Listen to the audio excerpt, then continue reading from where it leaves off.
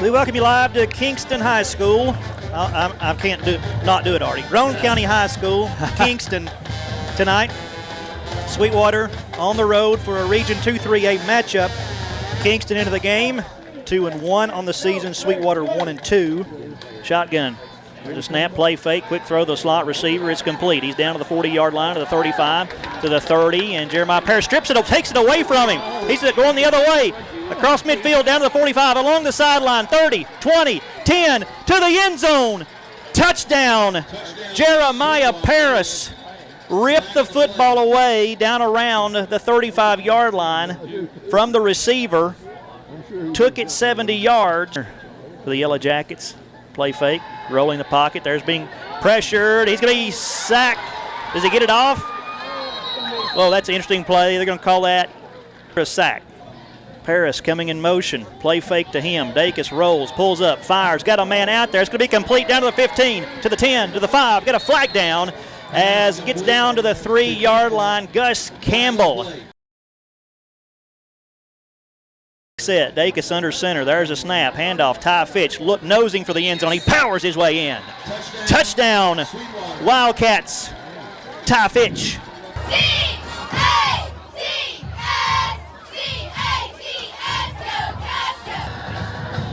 There's the kick away. Spinner, short, returnable, taken at the 16-yard line by Parrish. Parrish out to the 30, 35 to the 40. Look out across midfield, down to the 45. He's to the 40, 35, 30, 25, and pushed out of bounds. One near. Chadwick lost the handle. It's loose on the ground. Ball still loose. Sweetwater Landon Murphy's going to recover it at the 33-yard line. The wing. Bono comes in motion. They give to Fitch up the middle again. This time, untouched. 5 yards. Touchdown, Ty Fitch. And it's touchdown, Wildcats. Hard to go wrong with that play. Go Big Blue! Go Big Blue! Go Big Blue! Go Big Blue! Snap, hold, kick, blocked. Blocked by the Sweetwater Wildcats. Coming through there, Landon Murphy. My goodness. Chadwick takes a snap. The timing is off on that play. It's loose again. The ball's loose at the 15-yard line. There's a pile. This time, Sweetwater has come out of there with it. 4th down and 7. Kingston, Sweetwater 12. Chadwick looking to throw. Fire. It's going to be picked off. Picked off by Sweetwater at the 3. Returned out to the 10, to the 15 before he's brought down. On the interception for the Wildcats, Jackson Powell. Jackson Powell. Hamilton in backfield, a single back. Play fake to him, rolling the pocket, being pressured by Ty Fitch. Chadwick running for his life, throws off his back foot, throws it up for grabs. That's going to be incomplete at the 3-yard line. No flags. 2-point conversion, no good. Sweetwater still leads. So all you have to do here is recover the onside kick. Because it's a minute 42 on the clock. Knees to kick it. There's the onside. It's going to be deep into Sweetwater territory. Gets through Sweetwater's hands team, but goes out of bounds. There's a kneel down by Nolan Dacus. And they kneel down and they whistle. Why'd the clock stop?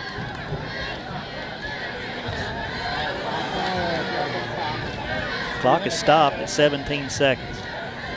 And Kingston acts like they've got there's a timeout. Even the guys down here below us. The scoreboard, everybody is looking at the scoreboard, which said 0. Empty backfield shotgun, 2nd and 10 from the Sweetwater 47. Sweetwater leading 21-19. 7 seconds to go. Quick throw to the slot receiver Hamilton, trying to get him in space, weaving his way through the defense. He's down to the 45, and he is hit by Fitch, but Fitch bounces off. And he's going to be wrapped up finally by Gus Campbell at the 39-yard line. Sweetwater wins.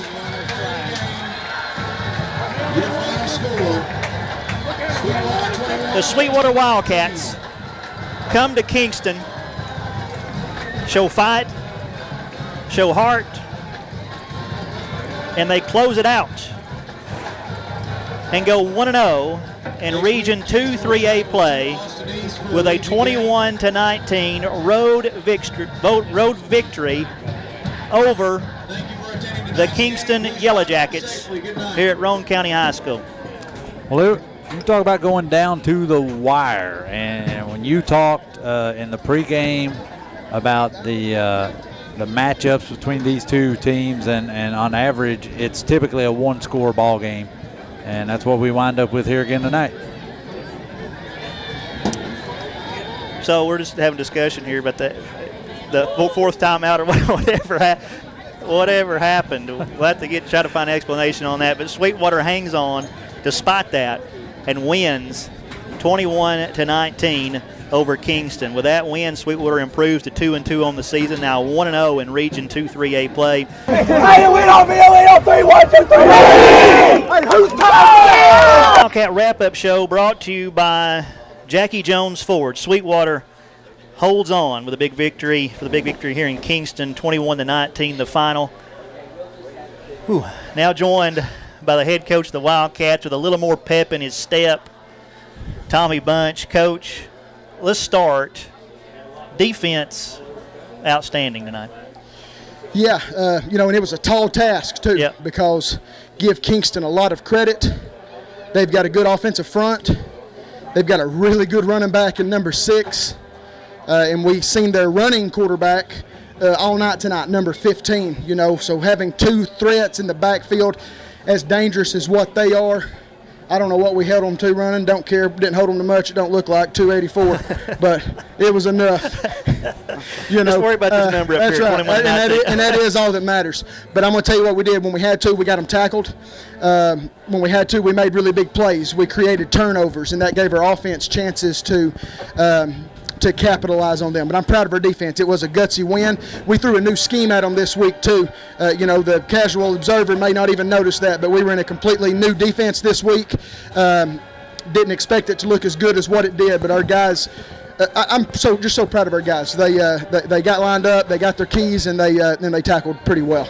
And you touched on it there. Your offense still struggled at times tonight, had a hard time, but it was your defense that set them up with the defensive score, set them up with short fields. It got you up 21 points in the first half. The defense just can't say enough, and we've talked about players. Landon Murphy, again, just, man, all over the field. And it's incredible.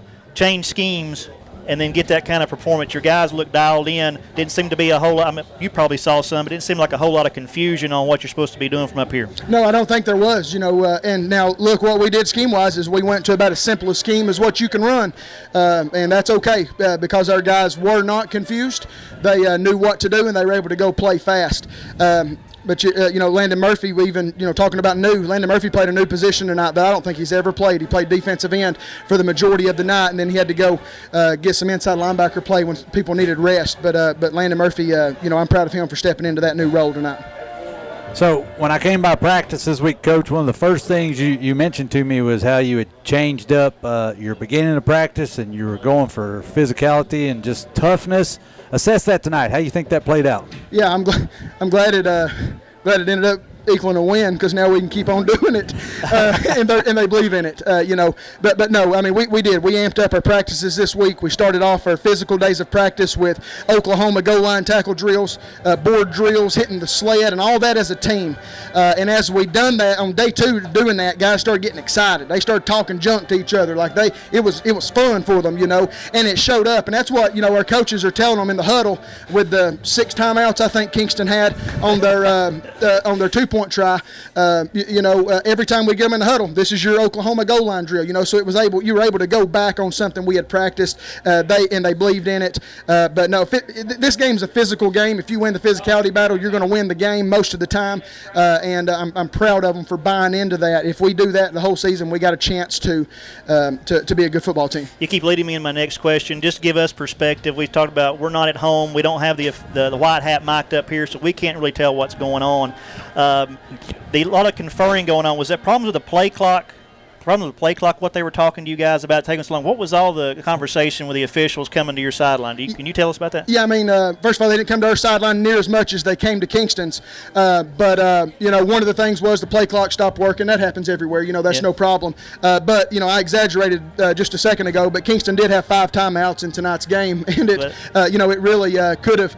could have affected us badly there at the very end when we've taken a knee, knowing that they've taken 5 timeouts. Well, that was my next question. Is you take the knee on third down, you had to have thought with taking the knee that they were out of timeouts, the game was going to be over. Yes. What are you thinking? Did you get an explanation for that when they stopped the clock at 17 seconds and it's you turn over on downs on the next play? Yes, my explanation was they have a timeout. Interesting. Well, Coach, this one has to feel good. It does. Feels really good, yes. Go and enjoy it. Yeah, thank you. Go Cats. Sweetwater head football coach Tommy Bunch, his team gets a nice region victory on the road, 21-19 over Kingston. Sweetwater improves to 2-2, now 1-0 in region play. You're listening to the Wildcat Wrap-Up Show, brought to you by Jackie Jones Ford. Let's go ahead and get into our final game stats. As our stat man Niall just feverishly, you ready for me?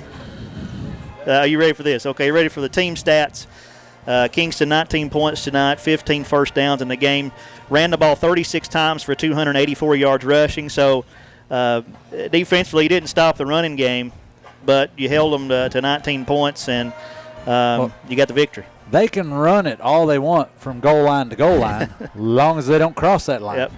Kingston 9 for 14 passing, 137 yards, ran 50 plays for 421 yards of total offense. So keep that in mind as we get to Sweetwater side.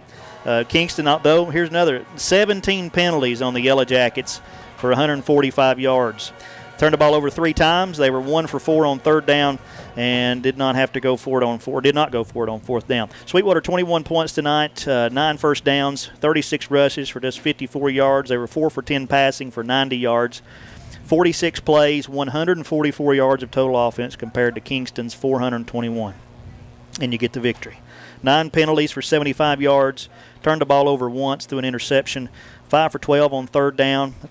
That's solid on third down. 5 for 12. 1 for 2 on fourth down. That's our stats there, team stats. And we're going to go through the scoring plays here in just a moment as well. Kingston leaders, Tayshawn Hamilton, 23 carries, 226 yards, and 2 touchdowns. So he got what he set out to do, except the victory. Chadwick, their quarterback, 9 for 14 passing, 137 yards. For Sweetwater, Ty Fitch had 23 carries for 56 yards and 2 touchdowns. Nolan Dacus, 4 for 10 passing, 90 yards, and he threw an interception. Isaiah Stiles was the leading receiver, 3 receptions for 58 yards. Sweetwater started the game with a football, but had to punt, and either team was getting much of anywhere. Then Kingston with possession. Nice pass to the slot receiver, Breadwell, and he was making about a 10-yard gain. Jeremiah Paris gets in there and just rips the football away from him, returns it 67 yards for the touchdown to get the scoring going at 2:06 to go in the first quarter after the extra point. Sweetwater led. Cy Prince extra point. Sweetwater led 7-0. Sweetwater then, after a short field, the defense backed Kingston up. Kingston had to punt out of their own end zone. Sweetwater got the football and started out at the Kingston 36-yard line. 10:16 to go in the second quarter. Ty Fitch kept off the drive, the 2-yard touchdown run. The PAT was good, and Sweetwater led 14-0. Kingston got on the board. 8:36 to go in the second quarter after Hamilton had a big 58-yard run, got them into Sweetwater territory, then capped off the drive, and the Wildcat 2-yard touchdown run. The extra point was good. It was 14-7 at that point. Sweetwater led.